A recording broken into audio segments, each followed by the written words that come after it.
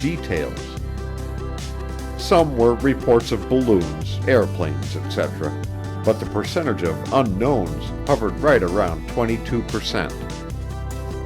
To describe and analyze each report, or even the unknowns, would require a book the size of an unabridged dictionary, so I am covering only the best and most representative cases.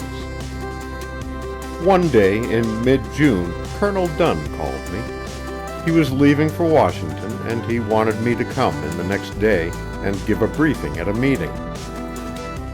By this time, I was taking these briefings as a matter of course. We usually gave the briefings to General Garland and a general from the Research and Development Board, who passed the information on to General Samford, the Director of Intelligence.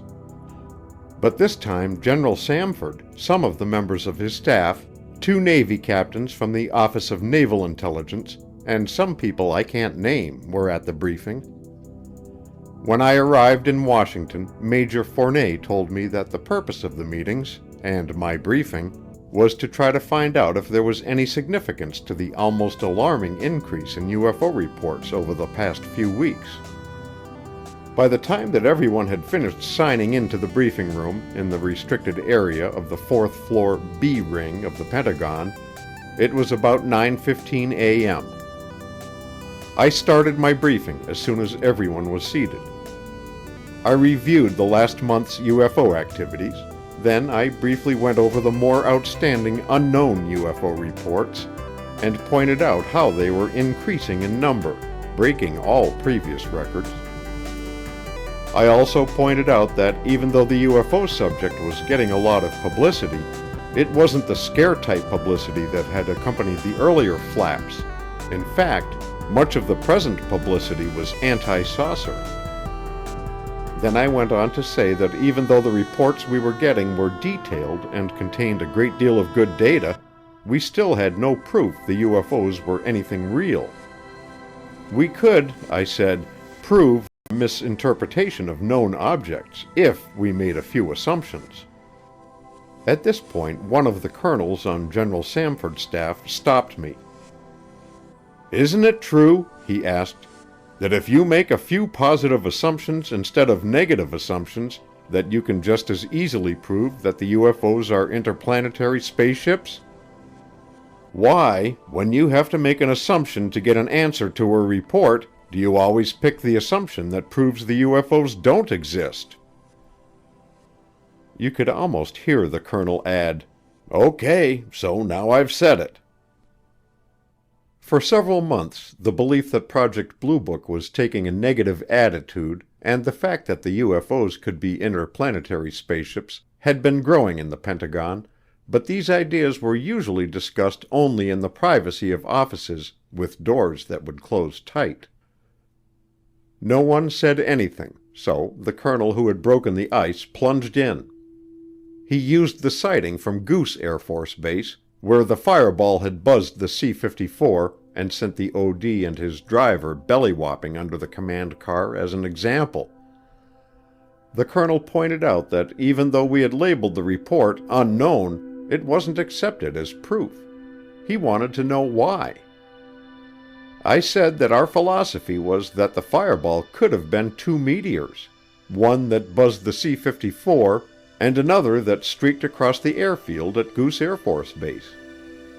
Granted, a meteor doesn't come within feet of an airplane or make a 90-degree turn, but these could have been optical illusions of some kind. The crew of the C-54, the OD, his driver, and the tower operators didn't recognize the UFOs as meteors because they were used to seeing the normal shooting stars that are most commonly seen. But the colonel had some more questions. What are the chances of having 2 extremely spectacular meteors in the same area, traveling the same direction, only 5 minutes apart? I didn't know the exact mathematical probability, but it was rather small, I had to admit. Then he asked, "What kind of an optical illusion would cause a meteor to appear to make a 90-degree turn?"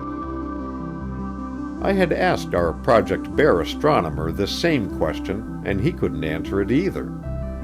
So the only answer I could give the colonel was, "I don't know." I felt as if I were on a witness stand being cross-examined, and that is exactly where I was, because the colonel cut loose. "Why not assume a point that is more easily proved?" he asked. "Why not assume that the C-54 crew, the OD, his driver, and the tower operators did know what they were talking about?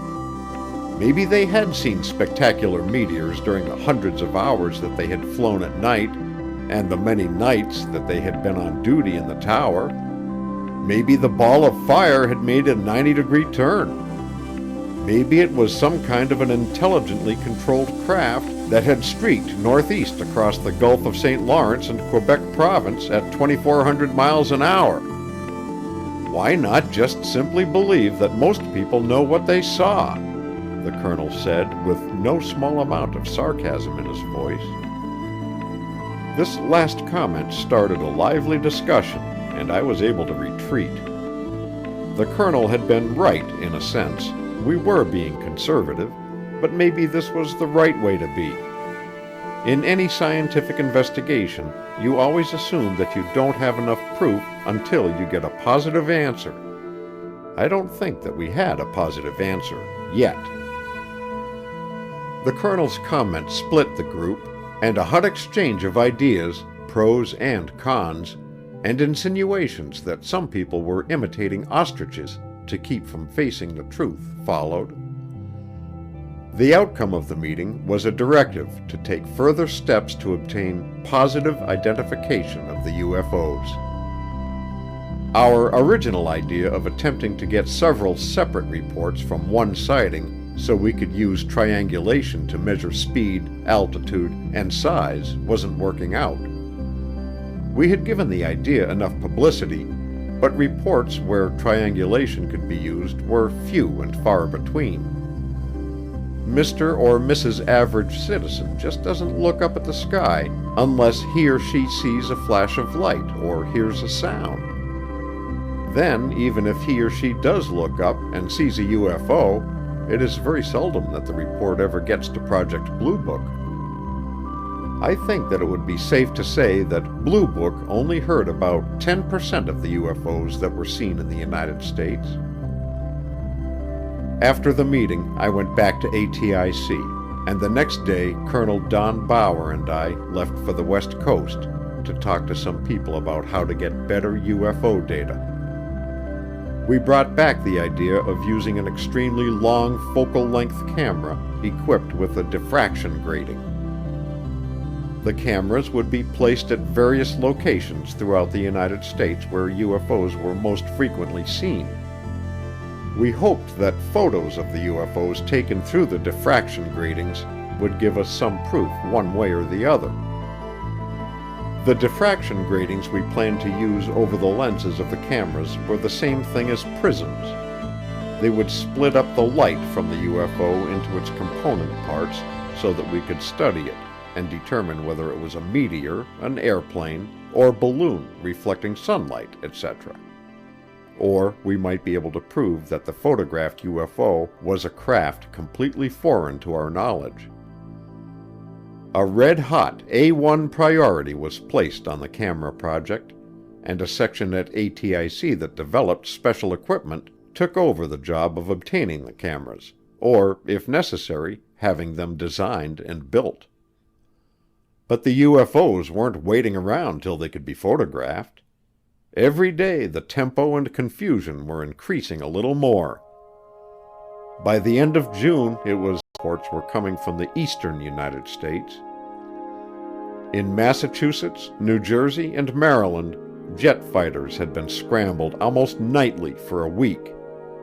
On 3 occasions, radar-equipped F-94s had locked on aerial targets only to have the lock-on broken by the apparent violent maneuvers of the target.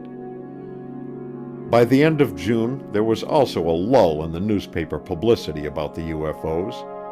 The forthcoming political conventions had wiped out any mention of flying saucers. But on July 1st, there was a sudden outbreak of good reports. The first one came from Boston. Then they worked down the coast. About 7:25 on the morning of July 1st, two F-94s were scrambled to intercept a UFO that a Ground Observer Corps spotter reported was traveling southwest across Boston. Radar couldn't pick it up, so the two airplanes were just vectored into the general area. The F-94s searched the area but couldn't see anything. We got the report at ATIC and would have tossed it out if it hadn't been for other reports from the Boston area at the same time. One of these reports came from a man and his wife at Lynn, Massachusetts, 9 miles northeast of Boston. At 7:30, they had noticed the two vapor trails from the climbing jet interceptors. They looked around the sky to find out if they could see what the jets were after, and off to the west, they saw a bright silver, cigar-shaped object about 6 times as long as it was wide, traveling southwest across Boston.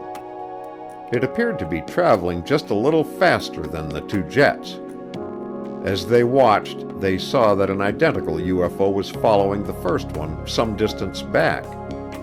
The UFOs weren't leaving vapor trails, but, as the man mentioned in his report, this didn't mean anything, because you can get above the vapor trail level. And the two UFOs appeared to be at a very high altitude. The two observers watched as the two F-94s searched back and forth far below the UFOs. Then there was another report, also made at 7:30. An Air Force captain was just leaving his home in Bedford, about 15 miles northwest of Boston and straight west of Lynn, when he saw the two jets.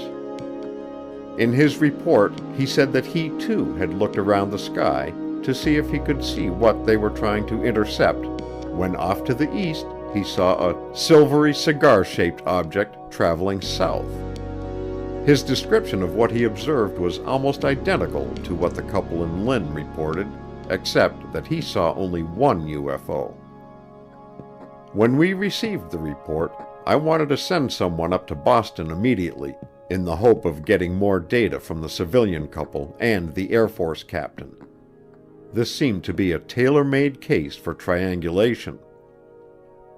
But on July 1st, we were completely snowed under with reports, and there just wasn't anybody to send. Then, to complicate matters, other reports came in later in the day. Just 2 hours after the sighting in the Boston area, Fort Monmouth, New Jersey popped back into UFO history. At 9:30 in the morning, 12 student radar operators and 3 instructors were tracking 9 jets on an SCR-584 radar set when 2 UFO targets appeared on the scope.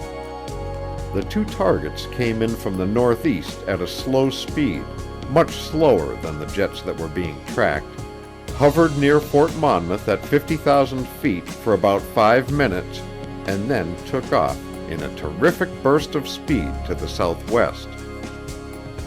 When the targets first appeared, some of the class went outside with an instructor, and after searching the sky for about a minute, they saw 2 shiny objects in the same location as the radar showed the 2 unidentified targets to be.